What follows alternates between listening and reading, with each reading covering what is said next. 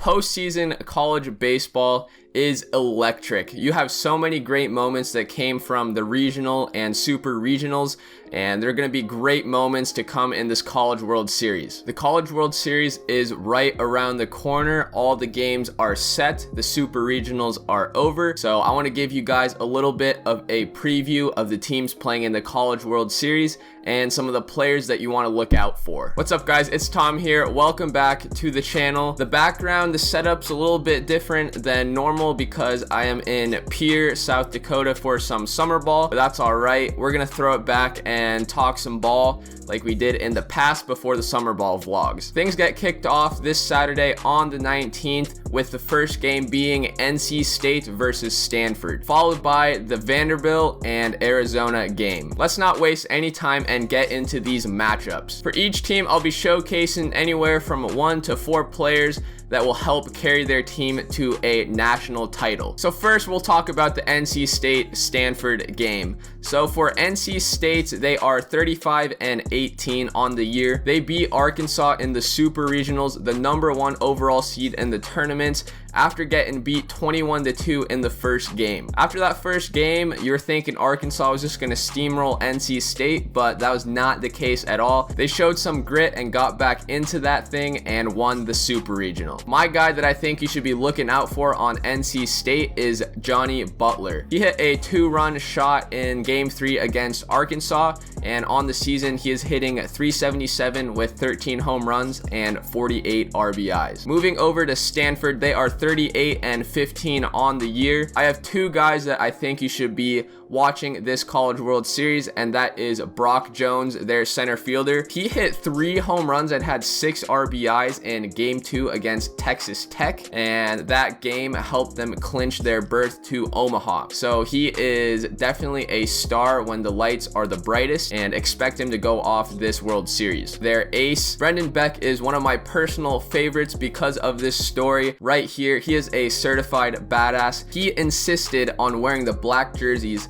in 106-degree weather because it was going to be Texas Tech's funeral. If your ace pitcher is saying stuff like that, you know you are going to win the game when he is on the bump. He had a 2.96 ERA in 103rd innings pitched, 128 strikeouts, and a batting average against of 195. Not to mention, he's also the Pac-12 pitcher of the year. So game 1, those are the guys you should look out for. Game 2, Vandy versus Arizona. Vandy with a record of 45-15. Some guys to look out for: Dominic Keegan hit .361 with 14 home runs and 55 RBIs. Enrique Bradfield Jr., their stud center fielder, lightning quick, led the nation in stolen bases with 46, and he also hit .356 on the year. He was the SEC Freshman of the Year as well. And the next 2 guys are the guys that have been talked about all year, and that is Jack Leiter and Kumar Rocker. Jack Leiter, most Ks in the nation with 156. He had a 2.16 ERA, and Kumar Rocker was second in the nation with strikeouts, 1 behind Jack Leiter for 155 Ks on the year. Now, when you got the #1 and #2 guys in strikeouts on the same team starting for you, I mean, that's a recipe for success, especially in the postseason and this World Series. Over to Arizona. As a team, they hit .329 on the year, which is ridiculous. So the bats are definitely hot, so that'll be fun to watch Kumar Rocker and Jack Leiter go up against Arizona's offense. The 2 guys that I think you should be watching are Brandon Bossier, who hits .374 with 92 hits and 61 RBIs on the year. He had the 5th most hits in the nation this year, so he is going to produce at the plate for sure. The other man I want to talk about is Jacob Berry, who hit .359 with 17 home runs and 70 RBIs. So if these 2 guys can get it done against Leiter and Kumar, you could see them advancing in the College World Series. Over to day 2 of the World Series. In Game 3, you have Tennessee and Virginia matching up. Now, Tennessee has a record of 50-16. They play great as a team. I don't think there's one guy that's head and shoulders above everyone else. They obviously had that epic walk-off by Drew Gilbert in the regionals. I'll just play the clip because it was sick. High fly, deep right. and Tennessee walks it off.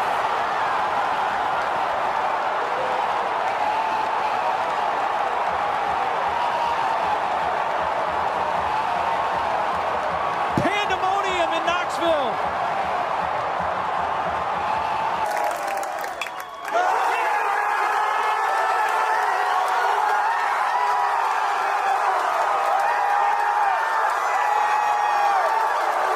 Alright, so you got that epic pimp job, and also on that epic walk-off, you have head coach Tony Vitello, who is an electric head coach, fired up, jumping into the student section, Lambeau Leap-esque. And the two guys I think you should watch out for in the World Series are shortstop Liam Spence, who hit .339 with 5 home runs, 35 RBIs, and starting pitcher Chad Dallas, who had a 4.1 ERA in 96 2/3 innings pitched with 118 Ks. Chad Dallas is a guy that'll go out there and give you an opportunity to win every start. I think he will help Tennessee advance against Virginia. So let's talk about Virginia now. Virginia has a record of 35-25 on the year. They only have one guy hitting above 300 on the season, and that guy is outfielder Kyle Teal. This man has some balls because he hit a go-ahead grand slam against DBU, Dallas Baptist, in the Super Regional. On the year, he is hitting .320 with 9 home runs and 40 RBIs. Talk about showing up to play when it matters. I mean,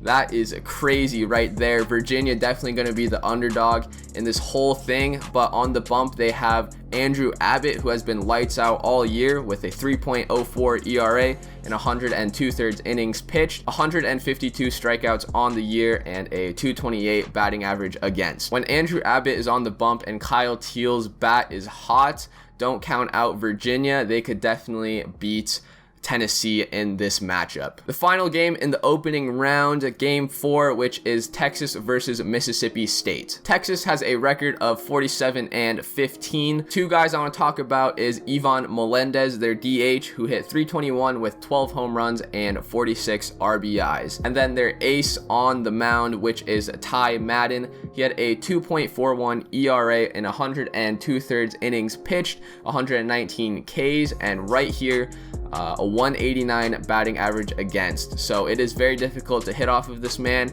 Not to mention, he was the Big 12 pitcher of the year. So this will be a great matchup between him and Mississippi State's offense. Which leads me to Mississippi State, who went 45-16 on the year, and Tanner Allen, the SEC Player of the Year.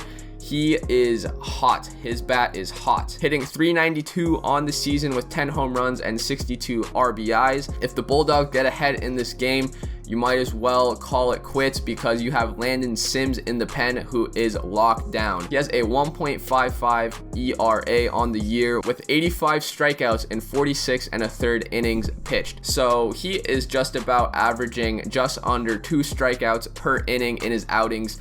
And a batting average against of 154. So it is very hard to hit off of this guy, and if you are Texas, you do not want to get down, otherwise those horns will be down. Those are the guys I think you should look out for during this College World Series.